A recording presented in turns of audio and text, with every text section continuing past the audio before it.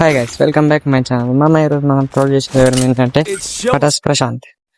ఇతని గురించి మీకు అందరికి తెలిసిందే. వీడు వచ్చేసి అయితే ఆర్సీబీకి పెద్ద ఫ్యాన్ అన్నట్టు. అయితే ఇతను ఏం లేదు రీసెంట్ గా అయితే ఒక వీడియో పోస్ట్ చేశారు.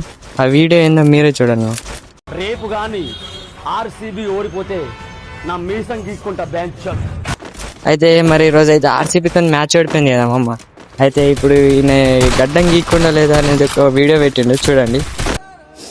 హేటర్స్, ఆర్సీబీ హేటర్స్ హ్యాపీ కదా? హ్యాపీ. నేనైతే ఫుల్ హ్యాపీ అన్నా. నువ్వైతే మరి గడ్డం గీక్కుంటున్నావా లేదా అదొకటి చెప్పన్నా. రేపు బరాబర్ నాకున్న మీసం మొత్తానికే గీసేస్తా. సరే అన్న, మరి నువ్వు గడ్డం గీక్కున్న టైం చెప్తే ఆ టైంకి మేము వస్తాం. మీరు ఐడియా చెప్పుర్రి.